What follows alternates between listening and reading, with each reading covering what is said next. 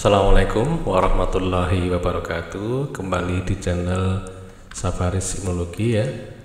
Masih membahas mengenai interferon ya, kali ini kita membahas mengenai interferon tipe 3 ya. Nanti yang kita bahas adalah mulai dari struktur interferon tipe 3, anggota dari interferon tipe 3, siapa yang menghasilkan interferon tipe 3, bagaimana induksi sintesisnya.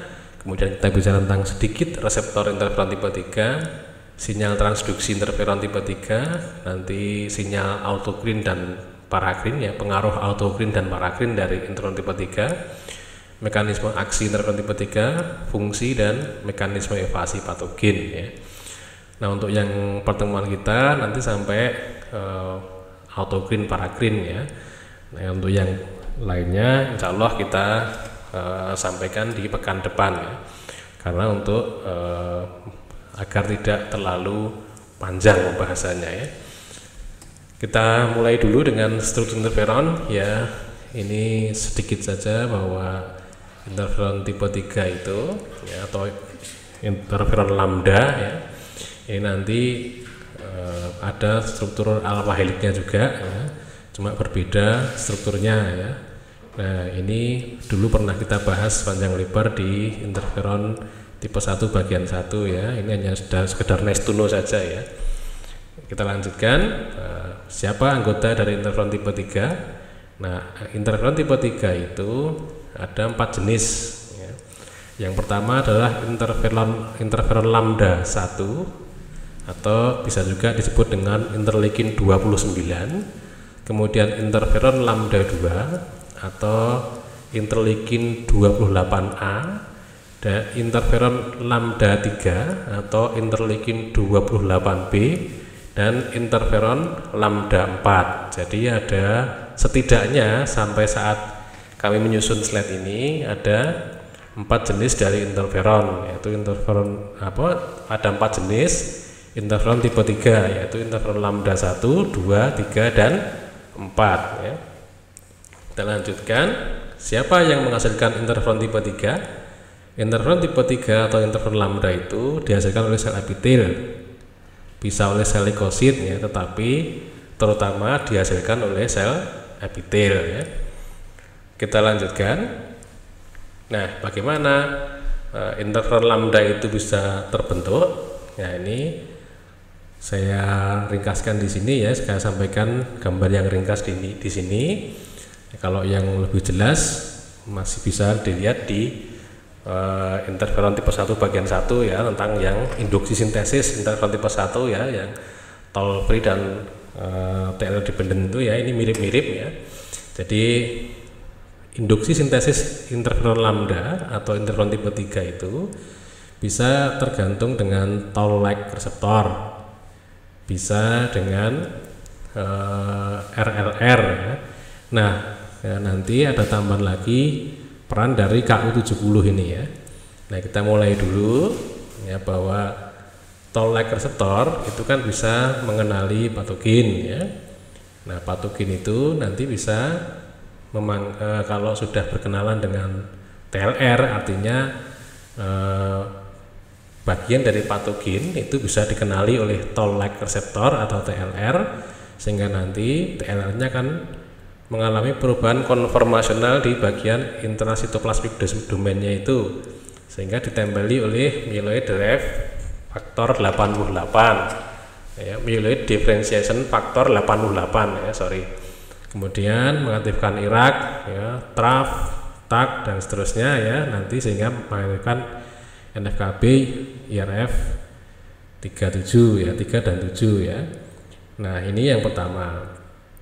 Yang kedua, materi genetik dari virus misalnya RNA itu bisa dikenali oleh RLR ya. Kemudian kalau sudah dikenali nanti mengaktifkan mitokondria antivirus signaling protein ya, sehingga nanti melalui mekanisme juga lewat TRAF dan reseptor interacting protein 1 ya, nanti dia akan menginduksi sama ya. Nah, di sini materi genetik yang sifatnya DNA ya, nanti akan mengaktifkan KU70. Nah, KU70 nya mengaktifkan STING, stingnya sama mengaktifkan kompleks ini ya. Kompleks ini masuk inti sel ya, nanti mempengaruhi ekspresi gen dari interferon tipe 3. Setelah ditranskripsi, ditranslasi dan seterusnya, akhirnya jadilah interferon tipe 3 yang dikeluarkan ke luar sel ya, sehingga mempengaruhi aksi dari sel ya, sel target ya. Nah, kita lanjutkan.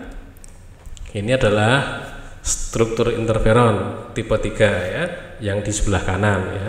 Ini struktur skematis, tapi yang jelas poinnya di sini adalah bahwa interferon tipe 3 itu nanti dikenali oleh interferon lambda reseptor 1 ya, dengan interleukin 10 reseptor 2 ya. Kompleks ini nanti bisa berikatan dengan interferon lambda ya. Kita lanjutkan. Nah, kalau sudah berikatan bagaimana? Ya, kalau sudah berikatan akan muncul transmisinya ke dalam sel ya. Bagaimana caranya? Ini interferon tipe 3 atau interferon lambda nanti berikatan dengan reseptornya ya, kemudian mengaktifkan Janus kinase ya. Janus kinasenya akan memfosforilasi stat 1 stat 2 ya, sehingga nanti terbentuklah heterodimer stat 1 stat 2. Nah, berikatan juga dengan IRF9. Nah, IRF9 nanti membentuk kompleks ya, masuk ke inti sel untuk mempengaruhi ekspresi dari gen target ya, interferon stimulated response element ya. Ya, nanti terekspresikanlah protein-protein yang diperlukan untuk aksi dari interferon tipe 3 ini. Ini jalur yang pertama. Jalur yang kedua, sinyal transduksi atau transmisi sinyal ke dalam sel itu juga bisa lewat dimerisasi antara stat yang sudah diaktifkan dengan cara memfosforilisasi. Bisa dia homodimer, bisa heterodimer. Nanti bisa masuk ke inti sel, mempengaruhi mempengaruhi gen target ya. Nah, setelah mempengaruhi gen target nanti bisa terbentuk transkripsi dari protein-protein yang menyandi gen-gen yang menyandi protein proinflamasi dan pada akhirnya nanti yang anti-inflamasi ya. Itu transmisi sinyal interferon tipe 3 melalui interferon reseptornya ya. Nah, interferon tipe 3 yang dihasilkan ya, yang berwarna pink ini nanti kan dikeluarkan dari sel ya. Di luar sel nanti dia bisa mempengaruhi sel yang menghasilkan ya. Atau interferon tipe 3 atau interferon lambda itu bisa mempengaruhi sel lain, sel tetangganya. Nah, yang pertama ini ketika interferon tipe 3 mengaktifkan dirinya sendiri atau sel yang menghasilkannya sendiri, maka disebut dengan autokrin. Tapi kalau interferon tipe 3 atau interferon lambda ini mempengaruhi sel tetangganya, maka disebut dengan parakrin ya. Ya, saya kira itu dulu, cukup ringkas dan cukup mudah untuk dimengerti ya, semoga saja. Ya, nanti kita lanjutkan di pekan depan tentang fungsi-fungsinya ya. Terima kasih. Assalamualaikum warahmatullahi wabarakatuh.